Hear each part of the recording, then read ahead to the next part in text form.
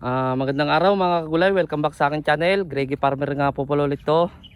Bali ngayong araw na to ay magpo-pruning tayo ng daon ng sitaw o pagbabawas tayo mga kagulay. Gawa nga ng nadadali tayo ng punggos sa dire-diretsong ulan dito tuwing hapon mga kagulay dito sa Caraga Region, lalo na dito sa San Francisco, Agusan del Sur. Tuwing hapon na naulan dito, hindi basta-basta na ulan mga kagulay, malalakas na ulan mga kagulay. Kaya kung mapapansin nyo yung nakaraan nung sinabi ko na pruning na ako dyan, ganyan ang tsura yung nakaraan na pruning ngayon. Sa sobrang lalakas ng ulan, natatalsikan pa rin yan. Yan, di natin maiwasan yung punggos. Ayan, mga punggos mga kagulay. Kaya magpo-pruning ulit tayo. Kumbaga tatanggalin natin yung mga nasa babang mga ganito na mga kagulay. Kanya yan, hindi na rin naman kailangan yan. Hindi na rin makakatulong yan mga kagulay kasi marami naman siyang dahon dito sa ibabaw mga kagulay. Ang kakalagaan nun mga kagulay ay para maiwasan natin yung punggos, hindi bisa basta-basta manuan mga kagulay. Kumbaga sa pagbabawas na to, huli na nga to mga kagulay. Kumbaga nahuli na siya dapat nung unang harvest at pangalawang harvest. Ito ang tatanggalin kahit wala pang punggos sana mga kagulay. Ito yung sinasabi ko, isa, dalawa. Pero ngayon may punggos na rin siya dito kaya isasama na rin itong tanggalin mga kagulay, yung mga may daling punggos. Isasama na natin para kung mapapansin nyo yung asawa ko nagtatanggal doon, gawa ng ako ay nagtatali pa doon sa panibagong sitaw natin na tanim doon. Lalagay ako ng trellis. Hindi nga matapos-tapos din yung paglalagay doon kasi alas 3 minsan umuulan na dito sa amin mga kagulay. Tapos ang tagal tumilang ulan dito mga kagulay. Kaya hindi rin matapos-tapos doon. Saka doon sa nagtatanong sa akin na kung ano yung gamit kong pang trellis doon, yun nga mga kagulay, yung Atlas twine mga kagulay. Yun yung ginagamit ko doon na pang trellis, yung nagawan ko rin ng yung diamond type na trellis. Yun ang ginagamit ko doon mga kagulay. So ano nga ba yung kahalagan ng pagpupruning mga kagulay? Na yung iba hindi na nga talaga nagpupruning, pero sa panahon ngayon na ulan, kailangan natin magpruning mga gulay. Talagang kailangan natin i-pruning yung mga natamaan na ng punggos. Pero to kung hindi to na-pruningan nung pinakauna pa mga gulay, mas marami pa tong punggos mga gulay. Kasi mapapansin nyo sa mga tanim nyo, yung mga nagtatanim, di ba? Nandito yung niya. Nandito pa yung mga niya, yan Yan yung pinagpruningan ko na nakaraan. Nakikita nyo mga ilang dahon yan. Yung unang dahon niya na magkatabi dito, magkatapat, tapos yung una at pangalawa, yung parang ganito mga kagulay. Parang ganyan, yung tinanggal ko ngayon. Tatanggalin ko ganyan naman mga kagulay. Ayan. Kung mapapansin nyo yung asawa ko doon, nagpo-pruning siya, hindi na siya yung sinasawsaw sa fungicide yung niya. Kasi ang dito, mamayang hapon, sana hindi umulan. Kasi kung titignan nyo yung panahon sa amin, yan na naman mainit siya pero nagtitipon-tipon na naman yung mga ulap. Sana nga hindi umulan para makapag-spray tayo ng fungicide ulit dito mga kagulay.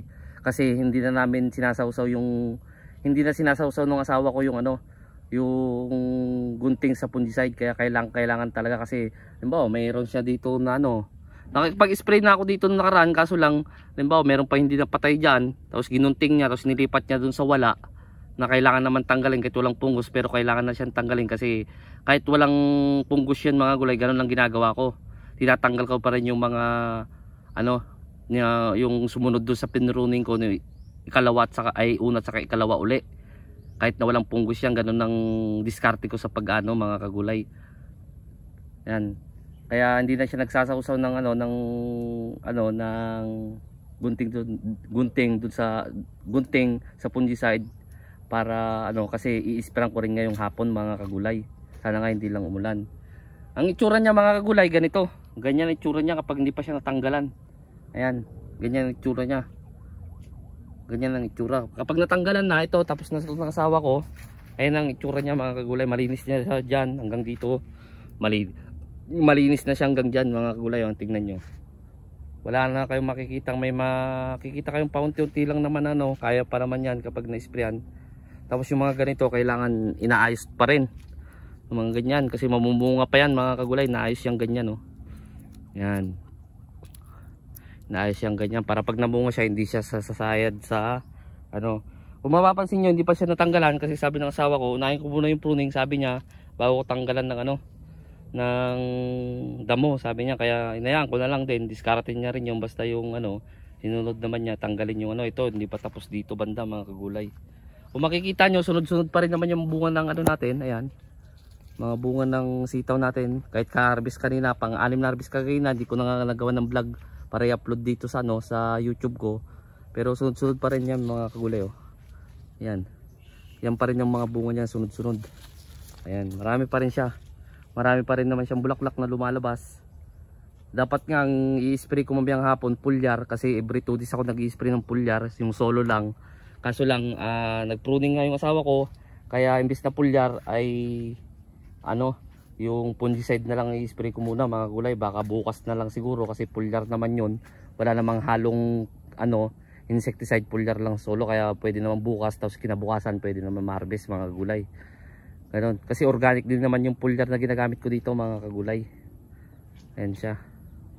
Ayan, oh, tingnan nyo yung itsura ng hindi pa napupruningan na pangalawang pruning mga kagulay, oh. Parang ang sagwa tingnan. Ayan. Ayan, sa sobrang lakas ng ulan, yung talsik ng ulan dito na galing dito mga kagulay, pumupunta. Kaya ito yung laging unang natatamaan ng punggos. Yan yung purpose kaya nagpo-pruning ako mga kagulay. Yung iba hindi na sila nagpo-pruning. Asa na lang sila sa ano, sa fungicide. Pero ako siyempre mahal din naman ng fungicide mga kagulay. Kaya ganoon ang ginagawa ko para makatipid din ako. Kapag maramihan naman mga kagulay, madali lang naman mag-pruning mga kagulay. Pag maramihan, dalawa naman kami magpo-pruning. Kaso ngayon hindi ko siya matutulungan, gawa ng nandun pa ako, nagtatali pa ako doon ng ano, gagawa pa ako ng diamond type na trellis dun sa panibagong sitaw natin. Ayan siya, oh. Papansin nyo mga kagulay, oh. Naninilaw siya dito. Hindi naman yung dilaw talaga, yung dark spot na tinatawag lang talaga. Ayan, punggos yan mga kagulay, yung mga ganyan. Kumaga sa talong may dark spot din, ganyan din ang itsura ng mga punggos mga kagulay, yung natapuan ng punggos. Kaya napaka-importante talaga ng pruning. Kung sa ano naman, why pruning, yun naman ang ano doon, marami ring silbi doon sa talong. Kung sa talong ka magpupruning, ganun din, para hindi siya ano, dapuan kagad ng ano, ng punggos. Saka ditong laging umuulan tuwing hapon, kasi na umuulan dito mga kagulay.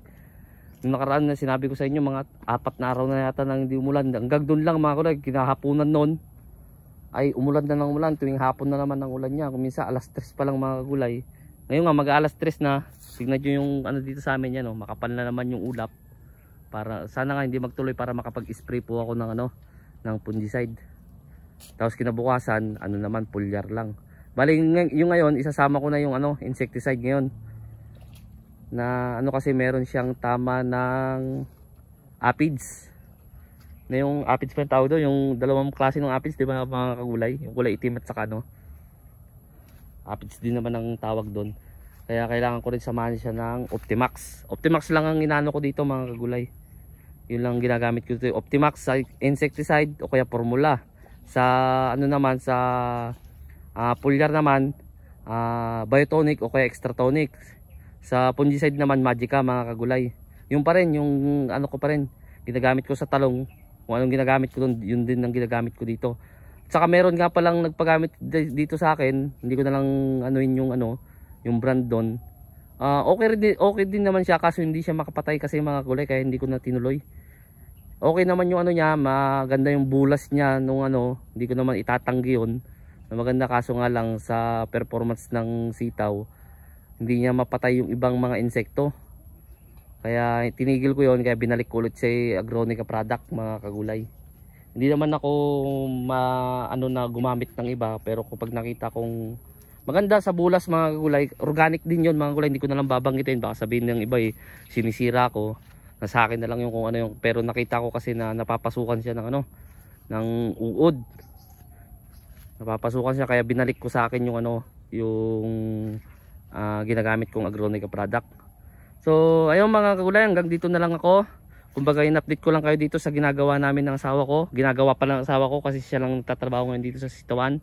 Ako dun sa kabila, nagagawa ko ng trellis doon. Sa bago pa lang sa munting channel ko, huwag niyo kalimutan mag-subscribe. Click niyo na rin po yung notification bell para updated kayo lagi sa gagawin kong video tungkol dito sa pag-ano namin, kung anong diskarte namin na ginagawa. tulad ng sinasabi ko mga kagulay, ng mga nakaraang video ko, nakaraang taon, mga nakaraang taon pa na wala pong problema sa akin na gayahin ninyo. Wala rin pong problema sa akin na kahit hindi nyo gayahin. Ang akin lang mga gulay, ang amin lang sa mga kaming nagbablog sa mga gulay, para maging basihan nyo lang kung anong diskarte ang gagawin nyo mga gulay. Wala kaming sinasabi ito yung tama, ito yung ano, ito yung mali, mali si ganito, mali si ganon. Hindi mga kagulay. Ang purpose namin na gumawa ng video mga gulay, para maging basihan nyo kung ano yung naakma dun na gusto ninyo, yun ang gawin nyo mga kagulay. So maraming salamat sa panonood. God bless po sa ating lahat.